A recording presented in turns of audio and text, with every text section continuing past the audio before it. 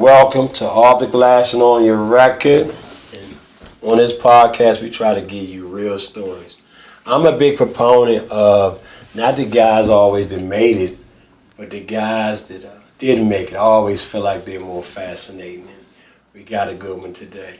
Always got my partner in crime, Lisa Jing. And without further ado, we got JoJo Hunter. Incredible high school career. I believe the greatest ever in this area. And went on to Maryland, and then you went to Colorado, right? Vegas at first. Vegas, and then Colorado. And then Colorado. Okay. Well, how you doing, JoJo? I'm doing fine. It's a pleasure to be here on an interview. I've been a little under the weather, but I'm fine. And this is the first interview, so I'm great. I'm glad to meet both of y'all. Well, I'm glad you're here. Shout out to Ducky Ron for putting us together. Definitely. Ducky, I'm sure he told you a story about he was watching us interview Stacy, and he felt like his podcast was one of those podcasts that made you want to tell your story and be comfortable. And so he said he spoke to you, so I'm glad to have you. So tell us a little something. Where did you grow up at? I grew up in the Northeast area by McKinley Tech. Okay. Actington section? Actington, T Street. I lived on Tar Place, and we was in the heart of that community right there. Okay. So tell us real quick, something that happened in middle school that changed you. And it could be just socially or basketball. Tell me a pivotal time when you were in middle school, junior high school. Well, that area was controlled by a guy who's he's deceased now, rest in peace, Lionel Taylor. No. And he ran St. Martin's and had programs up at Langley. So I was, just like all the other kids, uncertain about what I was going to do. So I played baseball, I played football. And played all the sports back then. That's right. Baseball, I had a problem with running to the base. I'm just trying to think that if somebody can throw the ball and hit me. Football, I got hit one time against the Kenilworth Jets. Okay. And I knew that, I said, that wasn't for you. And I started playing basketball where you could play defense and offense. So at that time, I was playing with him and trying to get my books together. So I was having problems at Langley when I got to Langley. And a gentleman seen me play basketball named Eddie Myers. He was the recruiter at Georgetown and GW, bringing in shout out to Eddie Myers. And this is in middle school. Yeah, he was a recruiter for them, but later on in his career, he brought in some key figures to two universities here.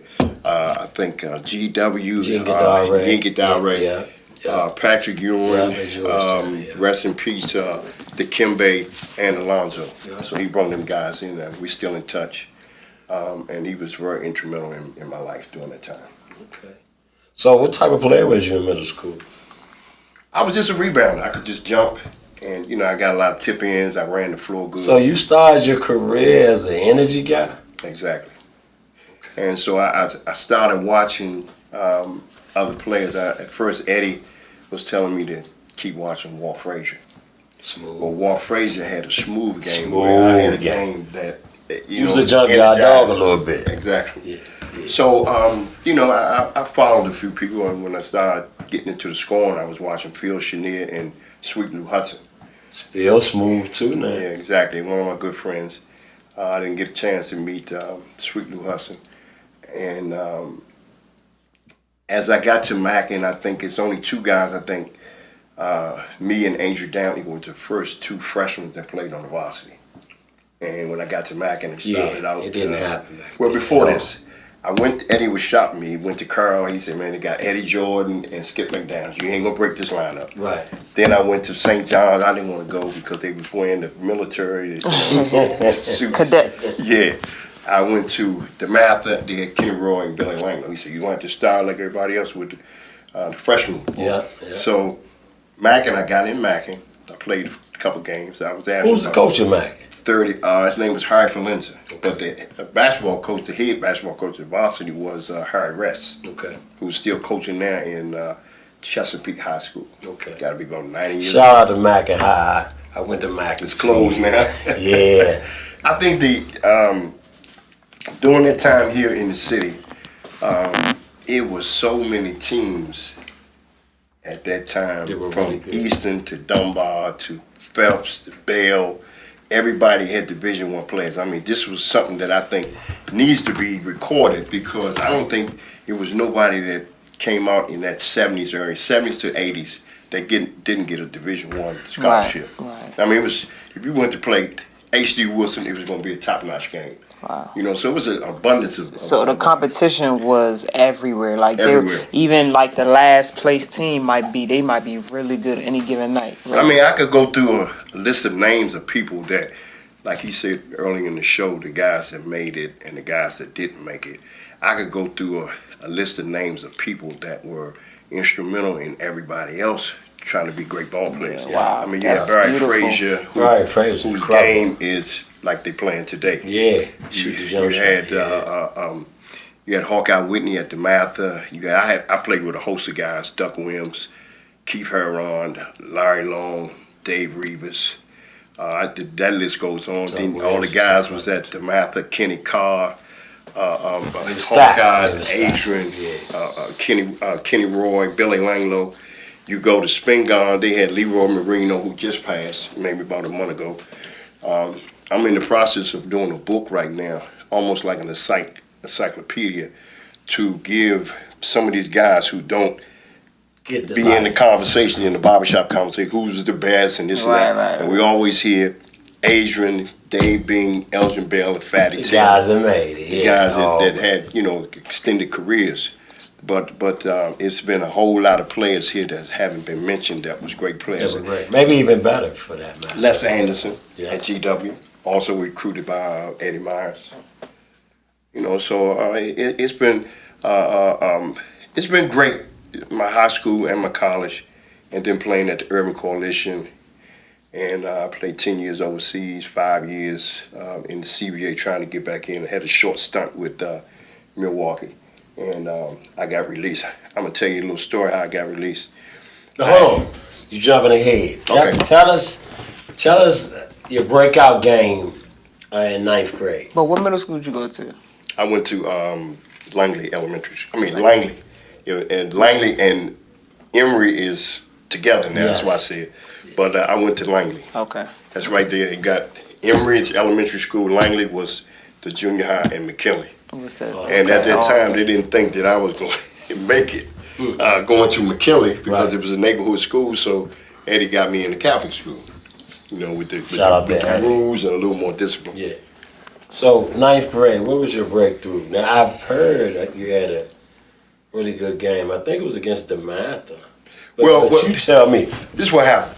I had just played a junior varsity game against the Mather, and I had like 32 points in that game. So Dave Reeves, who was the point guard, it was Dave Reeves, Duck Williams, Keith Hearn, Larry Heron, and Larry Long. That was the starting five. Strong. So I had went downstairs and I was taking a shower, and I was always practicing with the varsity. So Joe Gallagher came upstairs and From St. John's. from St. John's, they was in the back doing something, and he announced that Dave Reeves was too old to play because he had spent, I think, 3 or 4 years at Western with what was the coach's name? Good guy, Mr. Piper. Okay. They had Larry Wright and all them guys over there. And he came downstairs, and they had to start a guy named Greg Leonard. He was 5'6", so Billy Langlow and Kenny Roy was trapping him. They couldn't get the ball up the floor. Called timeout, told Eddie to go down and get me. He said, put the jersey on. So I came upstairs, and huge crowd. A lot of people. So hold on, you wasn't on varsity. I wasn't on varsity. I had played 2 games with the freshman team and 2 games with the JV, and then they brought me up to the varsity. So he told me at the time, he said, I wanted you to just bring the ball, help Duck to get the ball down the court. And that was your job. That was my job. And so how did it go? It went well. They took the trap off. And we ended up losing to them, I think, that night by 1. Adrian got a 3-point play and killed us. And after that, I was on the varsity. So was you starting or you was just on the varsity? I was starting. So take us through 9th grade, because you have an incredible journey. I had a good game against Carl. I think I had 20 points against him. Skip McDaniels and Eddie Jordan, who were phenomenal defense, but our key player at that time was Duck, who was doing all the scoring. So every time they would trap Duck, he would leave me open. Yeah. So I started hit some shot. I think I had 20 points, 2 blocks, and I think about 7 rebounds in that game. That was probably my biggest game as a freshman on the varsity. Now, because that was something that didn't happen, like you're 14 probably. What were you thinking? Because obviously you came to this new school, new environment, and primarily you thought you would be playing on freshman and JV. So now my mindset at that time. Oh, your mindset was you gonna get up. I knew I could play with these guys because they start you off down. You know, when you go to Catholic school, they start you off where you have to work your way up. Okay. Dean Smith and Morgan Wooten, and I think the guy with Digger Phelps, you had to play 2 years to learn the system. The third and the fourth year, you take off. You break out. Wow. But it was, like I said, I was just a little bit more confident than most guys at 14. And then I played with guys like Michael Tucker, Sid Catlett. Mike Tucker from... Mike Tucker went to McKinley Tech. Yeah, I know Mike Tucker. Got a great story. We can't say that story on air, but we'll say it off air. Okay, one of my best friends. Great guy. Kevin Tatum, Jeffrey Harris, a guy who don't get talked about a lot, name is Raymond Lee. All these guys used to play down Langley or up at Edgewood, which is right in that general area. Yeah. So I had the confidence to play with them, and when I seen the big time guys at that time, like Adrian and Duck and Keith and them, I wasn't. So you was I ready. had no butterflies. Right. I was ready to play. So, what was your greatest game in high school? Scoring wise, it was McNamara. I had 57 points. Dang. In 3 quarters, and the guy who played football, he was. Say that again. You had 57. 57 points in 3 quarters. They sat you the fourth. The fourth quarter, I got put out. The guy did I was playing defense, and the guy who played, his name is Marty Thompson. He played football for McNamara. So it was a blind pick, and he just hammered me. And we got up, we got to fighting, and threw me out of the game. Oh, so you had 57. So I had 57. So you could have had 65 almost. The best part of the game, I had 57, and they only had 58 for the game. McNamara. Oh, so y'all was blowing them out. Yeah, it was one of them games where I was on, and I played with some guys, Jimmy Wright. And what year was this? This was junior year? This was my senior year. Well, that sounds about right. You averaged 38. And then I went to Cumberland. I've had some great games. I went to Cumberland. I was averaging 41 a game up there. In the tournament? Yeah, I had a 51, a 48, and a 47. And we came in 5th place, and I won the MVP. I won the MVP, which is unheard of. So the high school thing was How great. did you get your points? Running the floor. I worked on my jump shot. I watched Phil Cheney enough to where I was in between 2 different jump shots and watching people. Yeah, and I ended up getting my own. Yeah. And I went to all the basketball camps, Howard Garfinkel. I went to all the playgrounds. I mean, you went to Tucker Road, you seen Stacy. Yeah. You went to Edgewood, you seen Michael Tucker. You went to I can't think of that, but it's New Jersey Avenue. Okay. Right across from them 2 boys clubs. Yeah. You had Bebe and his brother down there. You go to Hart. You had Slim Jonah. Over South Beach, yeah. I mean, every playground I could name that it was represented by a player that was playing in the high. So, I mean, it's sad to see that it's like it is today. Nobody's on the playgrounds, and that's where everybody really honed their skills. Because you really got better from watching, just going out and playing against really other good competition. And I got to, a lot of places I went. One playground that was monumental was Luzon. You went up there, you seen Dave Bean, James Brown, Adrian, this guy, Kermit Washington, and these guys were huge. So when I used to come, they used to say, man, wait, till they put me on. So one day, a guy got hurt whose name is never mentioned, Superman Sims. Never heard of him. He played at H.D. Woodson. He got hurt, and a lot of people had left, and they told him, come on, you can play.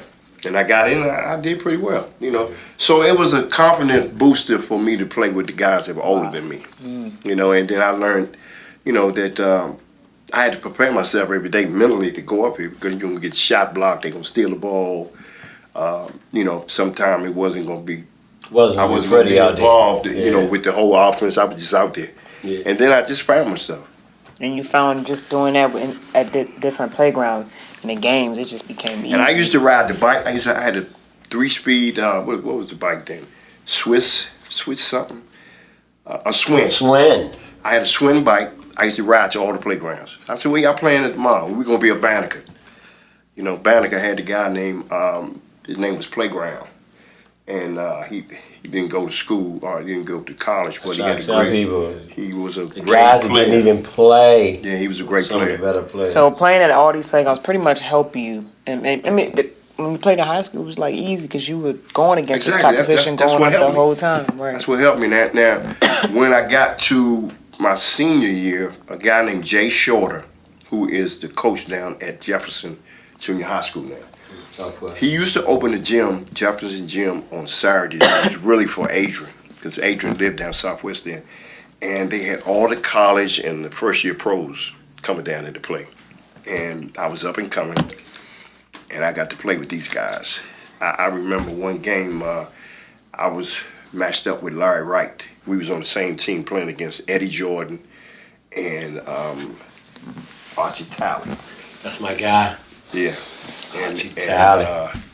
Glen Allen legend. Yeah, he had also on this particular game, it was Adrian against Kenny Cobb, Kermit Washington against Tom Skates. Let me ask you a question about Adrian.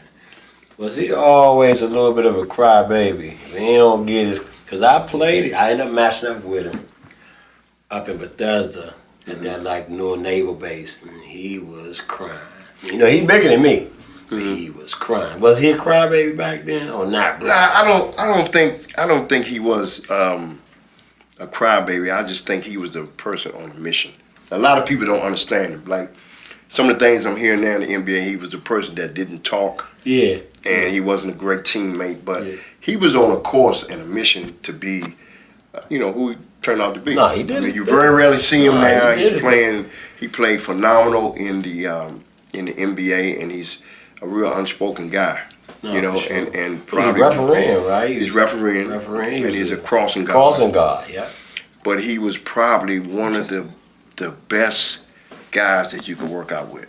One of the best guys to have an example of, hey man, I'm going this way. I ain't doing this. I'm not doing that. I'm gonna be a basketball player, and he did it at a great level. No, I worked out with him for 7 years. He used me when the 6'5" small forwards were moving to guard, but because Adrian was a little bit more heavier, they kept him down there. Yeah, and couldn't nobody stop him. Nah, he had big legs. He just had a different personality. Yeah, so introverted. Right. So during your high school career, you're scoring all these points. You had 57, like you said, against McNamara. What game or what matchup was a tough matchup for you, or like one of the best, like high competition games where Eddie Jordan. Okay, what school was he? He played at Curl. He was a guy that could steal the ball a lot. I would say Clyde Austin was good. I played in the Capital Classic against Darryl Griffin. Man, everybody got that Capital Classic. I mean, that was a big game. Everybody we've had on here, Capital Classic. I had got a little feeler from the 76ers. They wanted to draft me straight out of high school. And the big game was the Capital Classic where I would meet Darryl Griffin. I ended up winning the Sports Illustrated High School Player of the Year. He won the Street and Smith High School Player of the Year. Wow. And he was all that they said. And this is when I go out and speak to kids, I tell people that, you know, when you're working out, it's somebody in another state or somebody someplace else that's working out even harder. I ain't no question. Right. And I got to see it by playing against Darryl Griffin. Right. You know, I mean, he was a great ball player. He had a dunk on me. He went to Louisville and then played at Utah with Adrian Danley. Okay. He didn't have a great career. He was solid. Why Maryland? Even though Maryland was UNLV East, really. Why Maryland?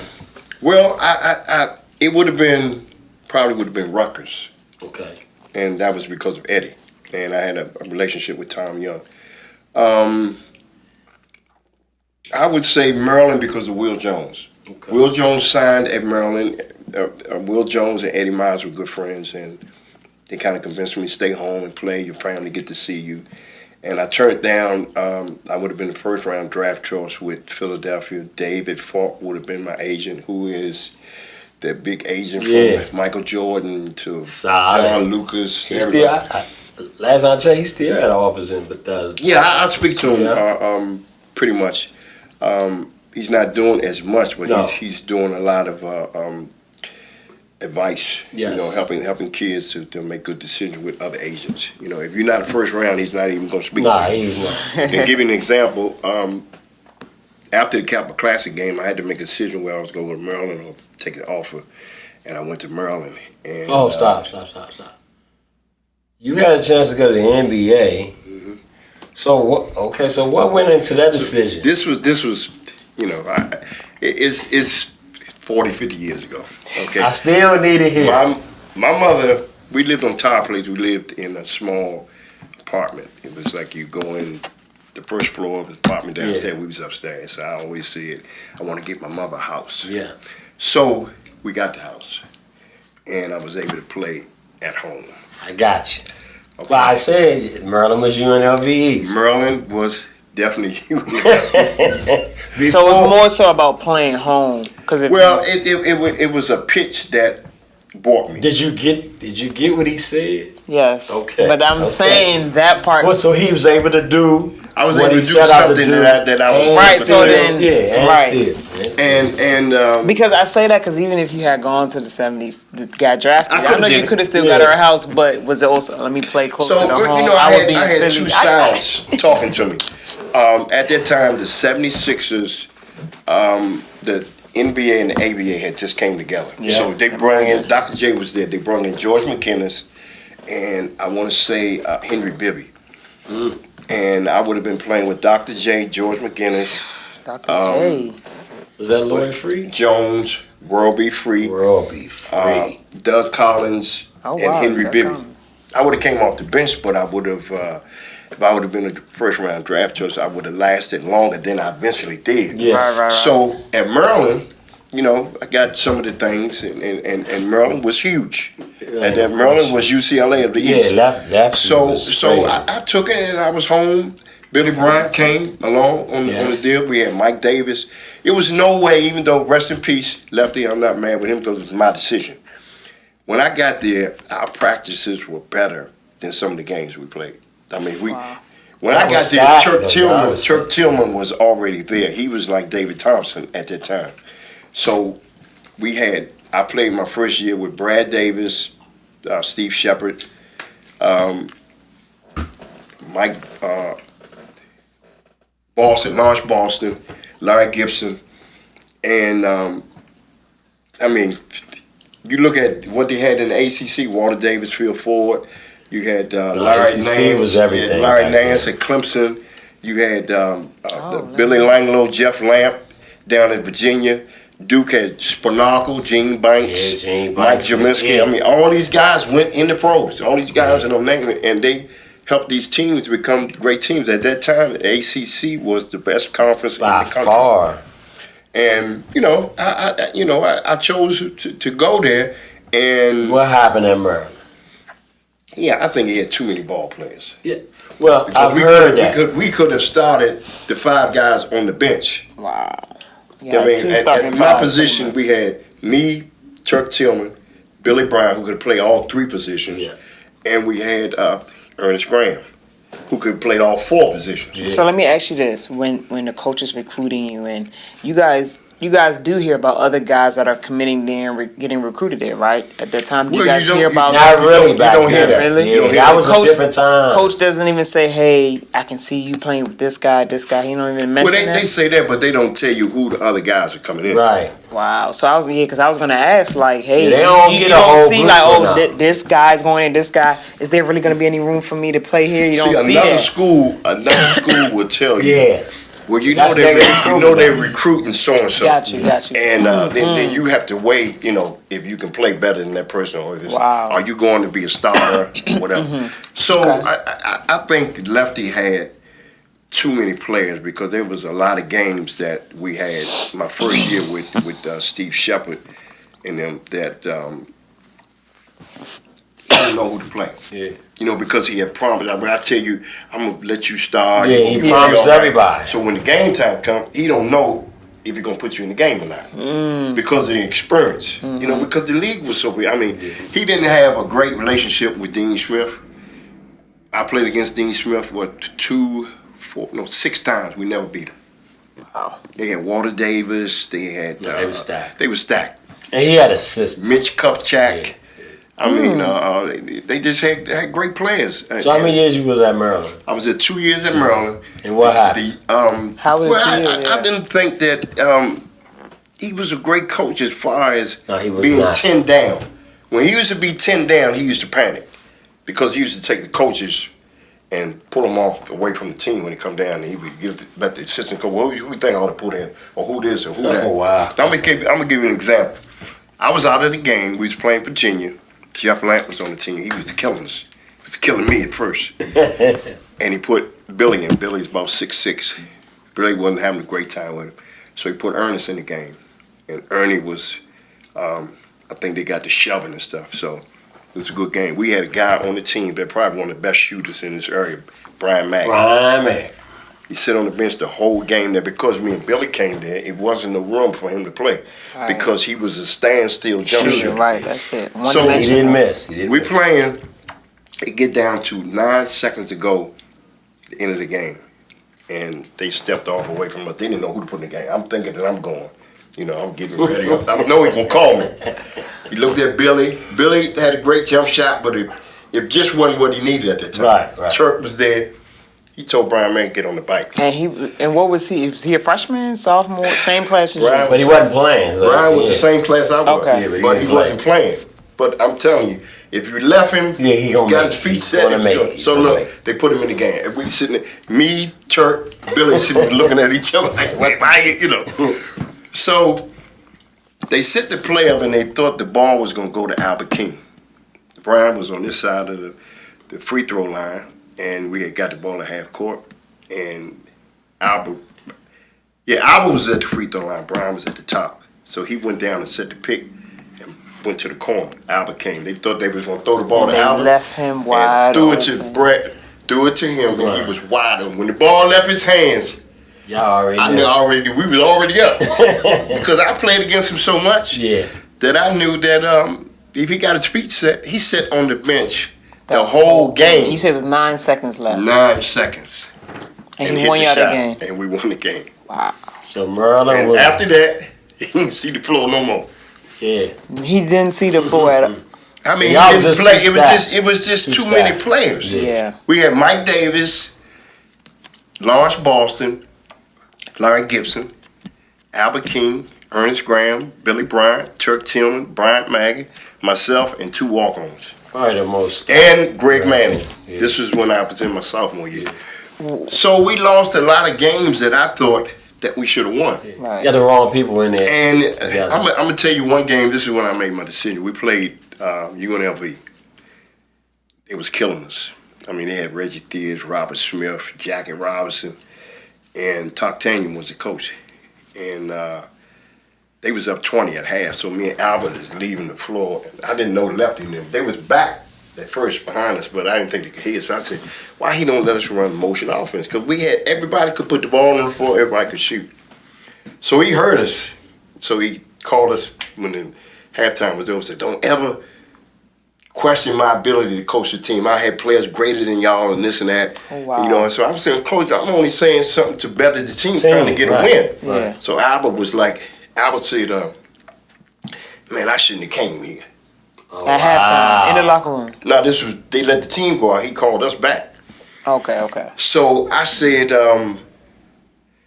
nah, he just got to let us go. Right. So he said, y'all go back out there. He was in there with the coaches. So we came back out. They scored another bucket. We was down 22. He called timeout. He said, this is the first time I'm going to make this decision. Y'all play motion offense. I had 27 points. Albert had 22. Ernest had 15. And we beat them by 7. Jesus. And when the game was over, I was walking off the floor, and Todd Canyon was a coach there. He would come to the other place, good great game and such and such. So he said, "You don't seem happy. I'll take transfers." He shot a shot. And as the season went on, I was in and out. I was late for a curfew against Navy, and I got into bed, but I had my clothes on when it came to the door. And me and Billy was just getting in because we was from Washington. And he said, he seen me last getting in. So he suspended me for the game. The next game was Clemson.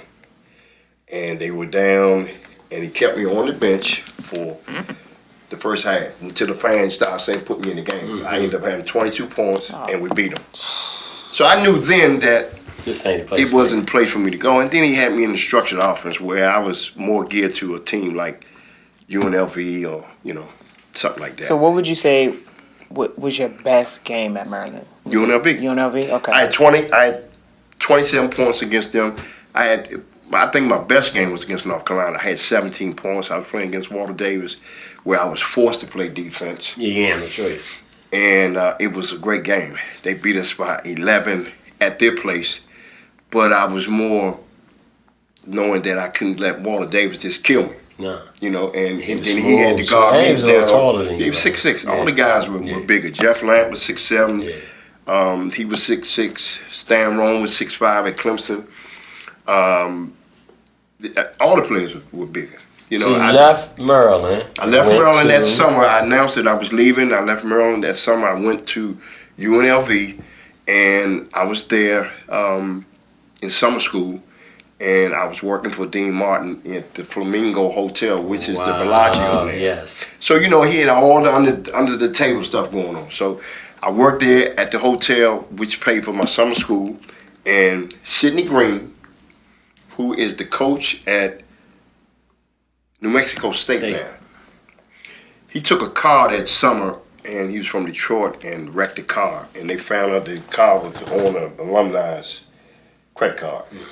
And they took a scholarship from UNLV, which was going to be mine. Yours. So I didn't want to work for Dean Martin at the hotel to pay for my schooling that year. So I came back on the plane that summer, and I let him know that I would get back in touch with him to make my decision before school had started. So I'm on the plane coming back to Washington. Who was on the plane? Larry Brown, who was the coach of Denver Nuggets. Larry Brown was a good friend of Bill Blair, who was the coach at University of Colorado.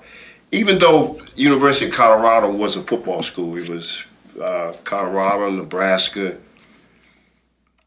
Missouri, Oklahoma. Just football college. Yes. Really. Big 12? Yeah, no, it was the Big 10. Big 10? No, the Big 8. Yeah, you're right. It was the Big 8. I got out there, Fatty Taylor is running the town. Okay. And hometown? Yeah. So during that time when the ABA had came to the NBA, Fatty Taylor and Larry Brown was playing for the Denver Nuggets in the ABA. Fatty didn't play no more. Larry Brown was the coach, so he helped sell me on coming out there. Denver is a beautiful place to go to. It is. I mean, lovely. And I went out there, and they was getting ready to build a new stadium. And it was a good school, and he had some good players coming in. And Fatty was like, the chaperone. I went to all the Nuggets games. I got to meet David Thompson, Alex English. I went to all the Nuggets games. Then I got to play with all them guys. I want to say this. I'm going to say a shout out to this guy, Sinbad. And Sinbad was a great player at the University of Denver. And nobody really knows that. The comedian, and he tore his knee up. Back in the day. He played basketball. Yeah. Back in the day, they used to split your knee down the middle to give you that operation that we get now called the, it's the arthroscopic. Yeah, exactly. And he probably would have made the pros. He was 6'6". He was a phenomenal player. And once I got around David Thompson and Alex English, I hung out with George McGinnis a lot. I signed. So I set out a year, and I played with them guys in the summertime, and I had two great years out there. Led the conference in scoring 2 years, all Big 8. The All-American thing. I was like on the third team on one, I think my senior year. And then I was honorable mention. And then they had great players. Donnell Valentine, Ronaldo Blackman, Steve Sapanovich, Leroy Combs, Mookie Blaylock was at Oklahoma. What's the guy named, the left-hand guy? He was a freshman. Wayman Tisdale. I played with a guy who got in, Jay Humphreys. He played with Phoenix and Boston until he tore his knee up. So it was, you know, the college thing was a good year. If I'd have went to Colorado from the beginning, I probably would have been one of the. I think I'm like, you know, at 17 or something, all-time scoring. Great school. So you spent those last 2 years there. 2 years in Colorado. And you enjoyed it. Oh, I had a great time. I mean, I got to learn how to ski. I met a lot of people, and it's beautiful out there. If it's 100 degrees out there, it's only 2% humidity. Correct. A lot of people go there, they got asthma, you know, health problems. But if I had to do it all over again, I would have went to another school, or I would have took the deal with Philadelphia. JoJo, real quick, take a swig of this sports drink. Tell me what you think. Okay, this is by you. Something you put together? No, something we doing something with some people out of Philadelphia. Okay. Sports drink. Yeah. It tastes good. It tastes good. Especially at this time. Yeah, it tastes good. Yeah, so like it's actually a plant-based sports drink. Okay. The official drink of the 76ers, like you said, based out of Philly. And Also Chicago Sky, right? Yeah, Chicago Sky as well. You We're can going to try to bring it to the DMV. Yeah, you can actually also get them on Amazon now. Yeah, you can. And it's also the official drink of one of my favorite shows called Chicago Fire. So that's I watched that as well. Yeah, so And they support. yes, and it's also Wow. our official. Yep, our Okay. official. No, that's good. drink. I'm on a health thing now. Yeah, and it's definitely not many calories. You know, Mhm. 45, not bad. So I'm like I said, I'm glad to be on this show. I think last year this time I had a what you call a bowel explosion, which is what they call a perforated bowel. So as a former athlete, I think I commit myself to my health because I always tried to look like an athlete, and in my later stages, I still try to you know, put things in my body that's good. Yeah. This tastes good, and hopefully you all will, you know. Well, let me say this, man. You're very well spoken, man. Not that I didn't know that about you. Right. You're well spoken. How were you in school? Now a lot of people would think it's a joke, but I was an honor roll student my senior year only because my friends who didn't play helped me out. okay. Okay, well. And when I got to Maryland, a lot of times we went on the road. I was in study classes, and I used to write everything on the board, and then I got a guy who was helping me, and I learned how to take the stuff off the board that was going to be on the test. So I learned a lot of stuff from others. Wow. And That's the problem with these kids. They yeah, don't I mean, I learn. go out and talk, and I let kids know that, you know, you think Kobe and LeBron and them were born with this talent, they had to work on it. Yeah. And, you know, and had a lot of interviews. You know, interviews is almost like studying. You got to get to a point where you're comfortable. Yeah. And I speak from the heart. It's not a script. No, you sound good. Tell me your greatest accomplishment as a pro, and tell me your worst situation as a pro. But first, take us. You left Colorado. Then what? Okay, when I went to Milwaukee, I got hurt in the beginning camp that they have. Training camp. camp. Oh, Training camp, I got back hurt. then. I pulled my hamstring. I was playing well, and You got drafted there? yeah, I got drafted. Okay. And All right. I ended up. I was the third player picked Okay. in the 5th round, and I should have went early. I thought because the players that I played against in the conference, but I was supposed to go 2nd round with Larry Brown, but they took a guy who played with me named Joe Cooper. He was 7'1". They was trying to replace Dan Issel. Dan Issel was a dog. Yeah, but he was at the end of his career. Yeah. You know, and he still played 3 more years after that. Yeah. But end up making the team, and I made the team with a gentleman named Alton Liston. So this is probably the worst. We had just played San Antonio, and we was back in Boston. Me and Alton was staying at the Hyatt, and we came in. Me and Alton was going to a seafood place to go and eat. So we was coming down the escalator, and I see Bobby Dandridge coming up with some bags. So I asked Alton, I said, what is Bobby Dandridge doing here? Mm-hmm. So I didn't think it was for me, and I didn't know, the process of what was going on. At this time, Marcus Johnson, who was the star player, his daughter slid in the pool. You know how they used to make the pools where you had the 10-foot and then she slid down in the pool. They didn't have a cover on the pool. She slid down in the pool. She died. So she went. He flew to L.A., where he's from, and he got out there and did everything. So he asked the team for a trade. So at this time, this is how the NBA teams were situated. You had 2 centers, 4 forwards, and maybe 5 guards. So you had one of the guards who was, rest in peace, a friend of mine, Junior Bridgman, who just died. He could play. Great businessman. He could play the 2 or the 3. He was 6'5", 6'6". So by Marcus being a power forward, they had Steve Mix, Harvey Ketchen. Alton Liston was one of the centers. He played behind Bob Lanier. I say Harvey Ketchen, Steve Mix, Mickey Johnson. Okay. And they wanted to bring in another forward. And Quinn Buckner, Sidney Moncrief, Brian Winters, myself. They brought in Bobby Dandridge. They released me. I stayed there for maybe about a month to see what was going to happen because he was on a 10-day contract. And then Marcus took almost the whole season. Don Nelson helped me to get to Spain, and that's when I was out the league. I ended up getting a pull-up from Detroit when I was playing in CBA for Bill Musselman. And then we won the Urban Coalition. I got invited to the Wizards camp. And each time I was the last person cut, but I played in Boston for 3 years. Then I played in Maine. I played in Tampa. Then I went overseas. I played in Italy, Spain, Brussels, Belgium, 4 years in Argentina, and a season in Puerto Rico. No, Philippines. No wonder you're so seasoned. Well, I played. I really don't. It doesn't bother me that I didn't have a long career. My thing is that I got to play against some of the best players, and that's what it's really all about.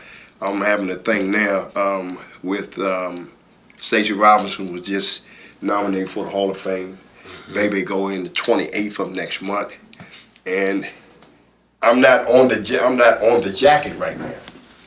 So the guy. Well, why is that? The guy called me. It's because I was incarcerated. So what? For, you did what you did. Yeah, but I mean, they're having some problems with putting me on early. Me and Hawkeye, who was also incarcerated. Yes. I guess it's going to be later, or it might not happen. But my thing is, I spoke with the gentleman last week, and he said, "Man, you're coming up soon," and they're still trying to put my name on the ballot. But Bush McAdams, former he coached me. When he came to Mac, actually, I left. Ripped to him as well.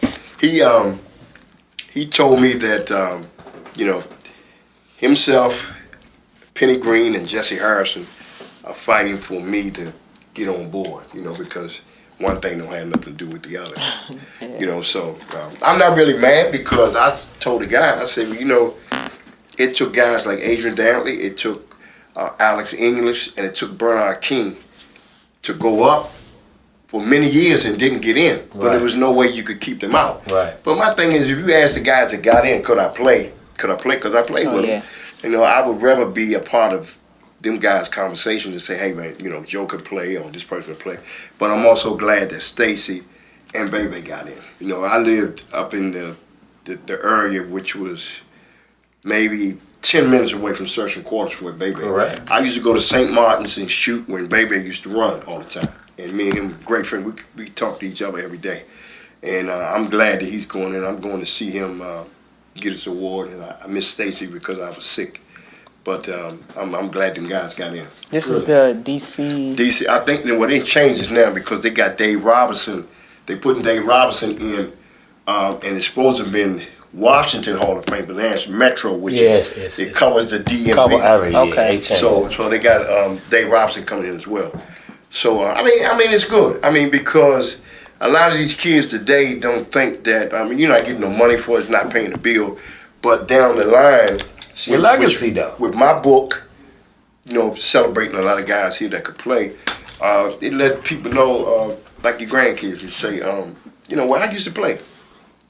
And it's not something that I wrote, it's something that someone else wrote. Right. Just like the YouTube is great, the social media thing is great because you can pull up certain things. It's good and bad. Yeah. So you mentioned incarceration. Okay, I was involved with a money laundering and armed robbery situation. I mean, things when the air was being let out the ball. I still was that uncertain kid. Trying to figure it out. And how old were you at that time? I think I was 30, 39. Okay. And I hadn't, waiting for another job, and it didn't happen. I ended up with the street creed I had. I ended up getting involved with something, and I ended up doing 20 years in prison. This was after all the basketball. After everything was over with. Okay. I went through a whole lot of stuff in prison. People thought I still had money. The officers were, this is what happened when you get broke, or so forth and so on. There's a lot of people that were, asking me certain things, and it was a great experience because it gives me another part of my life where I can talk to kids and I can be an example of, don't do this. I mean, don't tell them what would have happened with that 20 years if I would have been out here. Now, I'm coaching now down at the Bird Farm we just lost just last week, and I had a great time trying to get back to some of the kids. So the incarceration thing, I mean, a lot of people ask me, can you talk about it? Yeah, I can talk about it because I want people to know that if you make a bad decision, this is where you can go. If you make a good decision, I mean, you can get the same attention that I got. I was in the paper all that week, all that month, and the same guys that I played against helped to get me out. And since I've been home now, maybe 10 years. Let's talk about the people that advocated for you. Who were some of those people? Well, I think Dave Bingham was the one that helped me get out because he wrote a letter to the parole board, which was governed by he was the police chief, Forward. Dave Bing, James Brown, Adrian, John Lucas, David Falk. All these people send letters and say that, hey man, he's done enough time. And then all the ball players, from Jesse Harrison to Chip Austin to Eddie Myers, just a host of people that I played against that say, hey man, it's enough time. So I've been home and I've been working. I just got sick, and I'm glad to be here. I'm glad to be on you all's show. How was the transition? Obviously, I did a couple of years in prison, so I understand a little bit. How was your transition? You left one way and came back, and how was your transition back to society? And how did you feel about yourself? Well, I felt that God gave me a chance to do one thing, and He set me down on another, and I had to learn these rules. And that's how I was able to survive, even though a lot of people knew me. But I had to fall in line like everybody else, because the kids today, they want everything now. Yes. And not later. And I'm an example when I go out to speak to say, hey man, if you don't have any patience, you can make a bad decision, or you can make a bad choice, or be in a situation or circumstance. These are 4 things I say to myself every day to not be disgusted about what happened. And I made it out. And the only way I made it out is by them 4 things. If I seen a situation that had nothing to do with me, I got away from it. That's right. If my choices were to work out every day, have good decisions, and be around good people, and I made it out. I end up getting into something in there. I did 5 years in the hole, but that's part of prison, though. I learned how to do the 5 years in the hole in a place as small as a bathroom by going over the things that we're talking about now, the basketball, the good stuff in my life. And I went over stuff every day. So mentally, how were you? it gave me a long time to check myself. Yeah. You know, I got to meet Kareem, which was one of my favorite players. I got to meet Dr. J, Eddie Jordan. All these guys were successful. And I was successful because I came up mentally more so than physically. Yes. You know, and now I'm trying to get back. What do you think about today's game, the NBA game, because it looks nothing like the game that you played as a high school player? Well, when I played, it was basketball and it was business. Now it's basketball, business, and entertainment. Okay, when I played, you couldn't go to the basket without the big guys putting you on the floor or making you make a decision. I ain't going back in, I might get hurt. And then you got to look at the business part of it. The owners are not going to have the Lonzo Mournings and these guys in there playing physical. I'm giving you all this money, and you're going to go in there and get hurt. And I still but they get hurt anyway, though. Yeah, but I still got to pay you. Yeah. You know, they got the Euro step. The game is just opened up for the new fans. So things have to change. They do. You know, and I watch it. Do you like the game? Well, I'm forced to like it because No. it's new rule. No, I'm forced to watch it because I watch certain teams that the Knicks always try to play defense and be exciting. Okay, then you got the Lakers. They always want to be a front running team. So these teams here I watch. I'm not a great LeBron fan. I'm more of Mike and Kobe. But LeBron's a great player. I think now he should let somebody else play. Yeah, get out of the way. You know, because, I mean, if you're chasing stats... Okay, that's all you're doing. But I think he ought to let some of the other people get in. Now, the way the game is now, he said he's going to play 5 more years. Nah, he Well, I don't know who's going to throw their money away. It But ain't going to be the Lakers. The new fans are going to come see him play. He's in the best shape, you know, and he's a model, you know, he's a model player. But you talked about how growing up on the playgrounds and watching other players. What today's players, like from high school to college, what do you think? How do you think their approach is to the game? Like, is it? I think it's the same. I think it's the same, but it's not mentally the same because you got guys on the bench. This is the mentality of the guys now. If I'm making like a 3-year, $40 million contract, then what else I need? Yeah. You see, I played the game because I love it.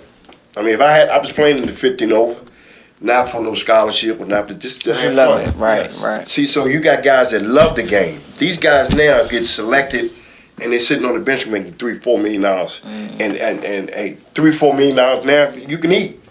You look at Sprewell. Yeah. They offered him $21 million for 5 years, and he said that ain't nothing for his family. End up getting broke so anyway. The mentality of it didn't change. Now, my contract with Milwaukee at the time was $350,000, $450,000, $550,000. That was the rookie for 3 years. For 3 years, and the last 2 years was optional. You know, if you got better, you might get traded to somebody else. Right. But they're making so much money now, it's just phenomenal. You know, so you keep your body in shape and you can play. That's all you got. 9 times out of 10, when I was playing, the average was 6 years to be in the league before you get a blowout of the knee or something. Now they can, 20 years. So they get money. It's entertainment. If you could change something in the NBA, what would it be? I would like to see them put the game back like it was. I mean, you took away the center in the game strictly because of Kareem. You know, you opened the floor up because of the owners didn't want their key players to get hurt. And now, I mean, you hear players like, they say, well, Mike could get 50 tonight or such could. And it's true. Yeah. Because if you don't have nobody in the lane, you got a free pass. You got a free pass to go down. But you talking about they get hurt now anyway. Yeah, but not like before. No, I know. Okay, when I was playing, if you had a Achilles injury, your career was over. Yeah. If you had a knee technology and all that has advanced. So they had to use us with the surgeries, the doctors, guinea pigs, to find out what was the best way to do it, where a player could come back. I mean, you had Westbrook, you had Kobe. They had these surgeries, and they came back, and it really didn't. Westbrook had the meniscus. Yeah, they came back within 2-3 weeks. ACL was nothing. So if I had to change it, I would like to see the contacts of the game come back, because some players you just can't stop them. Right. When I played, they was handshakes. It's like you can't play defense now. Exactly. You know, because nobody wants to see nobody get hurt, but some players are in there to be the Dennis Rodman. Yeah. Like Brooks. but he's nowhere near because I don't think They won't allow I don't think him. he won't be allowed to do what he's doing now. You know, Yeah, and it's not about like intentionally hurting players, but we want to see people play more hard, be physical. It is. People forget basketball is a contact sport. Right. Just because there's contact doesn't mean it's illegal. Yeah, and I you know, it's when they add the entertainment to it, that would change the game. No, for sure. Yeah. If I'm paying a guy 125 million, I don't want to see your player hurt him. So Well, let's change it up a little bit. Well, here's the thing I tell people. At the bottom of, when you watch an NBA game, at the bottom it says NBA Entertainment. Hey, it is. And so once they do that, that is for not us, basketball people. That's for the rich guys, the black. They pay to sit close. They don't pay to see people foul and get physical. They want to see athletes do things that they can't do. And so as that evolved and the money evolved, like I said, the game got softer. And it's almost like a layup drill. Okay, what you said, it's an example of what they look for overseas. Yep. But the game, Okay. that's what the game's changed to. I had 73 points overseas, and they used the gyms that they played in were using the I think it was 23 feet. I think in the NBA now, I think it's 26.3 or something, the 3-point line. So I had a guy with me from here, Herb Gray. This particular game, I had 35 at the half, and I ended up with 73. Herb had 32 rebounds. He couldn't get 32 rebounds.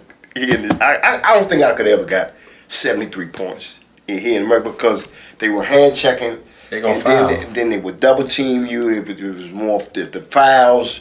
They put me on the free throw line. I used to come down and just at the top of the key just shoot the three. Yeah. And it was a layup because it wasn't as deep as the NBA. No, it was much closer. So it's the entertainment part of it is what the people are looking for now. Everything is entertainment. Just like football now. Tom Brady was one of my favorite players, but after he had got hit a couple times, the owner said, well, look, I don't want to get Tom hurt because this is what the other team said. If we get Tom out of there, we got a chance to win. Yeah. So hit him. Yeah. So you look at Oh, they protect their quarterback now. you look at when That's the money maker when right the there. boy from New York was playing. Now, Nah, this is back in the day, but he was Okay. killing people. Who, the name of? No, the linebacker, Lawrence Taylor. Oh, yeah. Look at the way he was playing and when he playing now. They it's wouldn't totally allow it. different. Totally different. Because he got a chance to hit you. He was trying to take you out the game. Yeah, nah. So now it's more the quality of the game so you continue to see the players play. So I don't really like the way the NBA is because I don't think LeBron could do what he's doing now back when Adrian was playing. He wouldn't even I don't try. think that the guy from, what's the guy that's playing with him that just made the trade for him? Luka. Yeah, I don't think he could do what he doing back then. Luka. You know, because he had to guard somebody. They just starting to say something. Stephen A. Smith, they're starting to say, you know, hey man, you got to get in better shape to be able to guard somebody.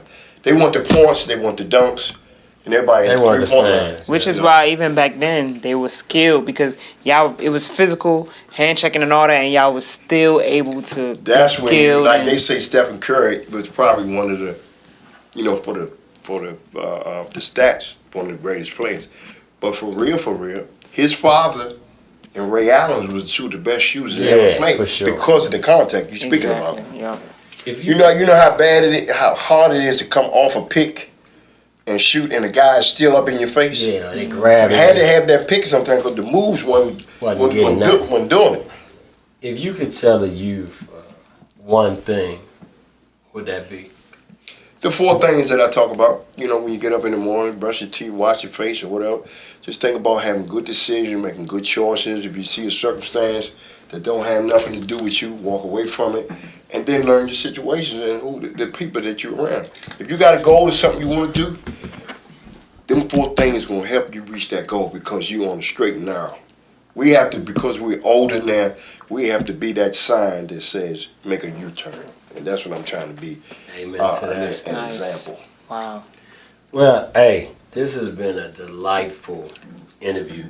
Matter of fact, I was just sitting here saying how much I've enjoyed talking to you. I had to bring you back. We're going to have to bring you back. And talk a little bit more. I would enjoy coming back because I want to talk about during the time when the air was letting out the ball, and I went back to street situation where you're trying to keep up. I tried to keep up the way I was living. You know, I go overseas for 6-7 months. I come home. I got 60,000, 70,000.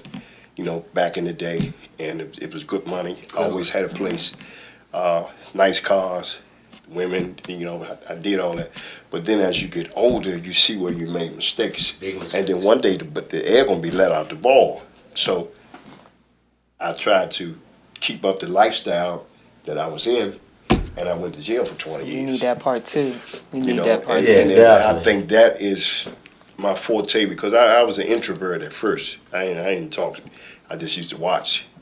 And now I got something to say. Oh, you I found wanna your say it voice, yeah. because there's a lot of kids out here doing the same things that I did. How can you have 80,000 people that went to jail for murder or robbery or whatever, and you fall in that and you're doing the same thing? And they give them more time. Yeah. And jail's not the same. At one time, you could get a Pell Grant to help Go to you school get and do all those further things. your education. That's gone there. Yeah.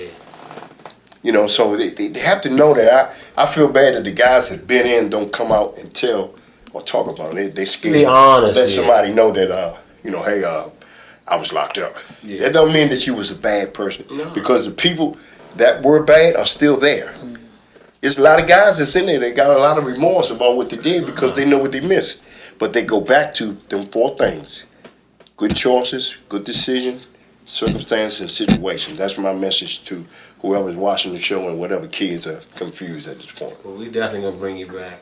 Take us out, Lisa. Yeah, JoJo, we appreciate you. Can't wait to hear your part 2.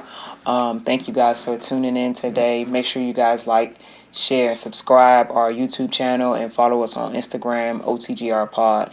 It's been amazing. I appreciate that. Thank My you, pleasure. JoJo. Thank you, JoJo. I look forward to Definitely part 2. Get you back in. Yeah, nah, for Thank you. sure.